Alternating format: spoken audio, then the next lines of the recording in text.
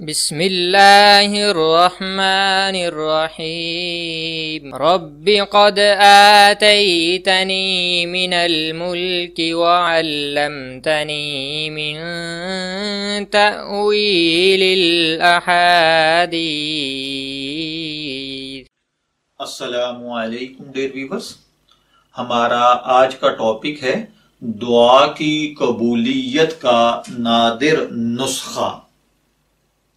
اللہ تعالی ہر بھائی بہن پر اپنا کرم اور فضل فرمائے۔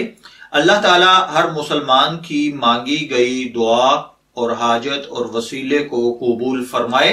تو میرے بھائیوں اور بہنوں، دعا مانگنے کے لیے اللہ وحدہ لا شریک کا اسم اعظم بطور وسیلہ اختیار کیا جائے تو دعا فوراً قبول ہوتی ہے اور قبولیت کی صورت بہت جلد نکل آتی ہے۔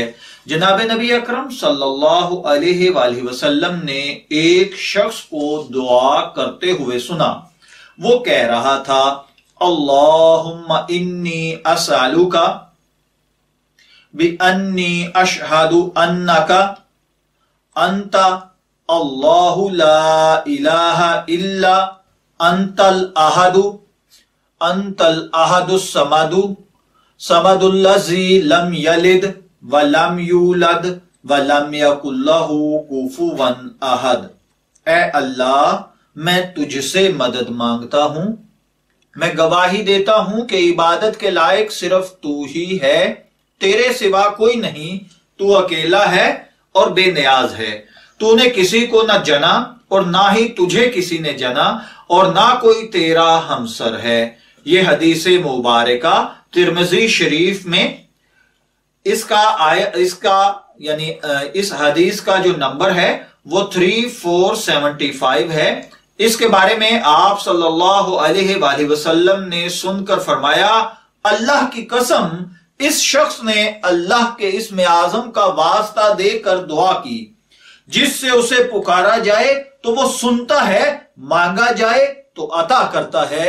تو میرے بھائیوں اور بہنوں، اسم اعظم کے ساتھ جناب رسول اللہ صلی اللہ علیہ وآلہ وسلم پر اگر اول آخر درود پاک پڑھ لیا جائے تو دعا کی قبولیت میں ذرا بھر بھی فرق نہیں کیا جا سکتا اور شک نہیں کیا جا سکتا۔ رسول اللہ صلی اللہ علیہ وآلہ وسلم نے ایک شخص کو دعا مانگتے سنا کہ اس نے دعا میں درود پاک نہ پڑھا تو آپ نے فرمایا اس نے جلد بازی سے کام لیا۔ پھر فرمایا جب تم میں سے کوئی دعا کرنے لگے تو اللہ تعالیٰ کی حمد و ثنا کے بعد نبی صلی اللہ علیہ وآلہ وسلم پر درود بھی پڑھے، پھر جو چاہے مانگے اللہ آپ کو ضرور عطا فرمائے گا۔ میں دعا گو ہوں کہ اللہ تعالی ہمیں صحیح طور پر دعائیں مانگنے کی، صحیح نیت کے ساتھ، اخلاص کے ساتھ دعا کرنے کی توفیق عطا فرمائے، اور وہ مالک رب عز و جل میری آپ کی پوری امت مسلمہ کی دعاؤں کو قبول فرمائے۔ اجازت چاہیں گے، پھر ملیں گے کسی نئے ٹاپک کے ساتھ، تب تک کے لیے اللہ حافظ۔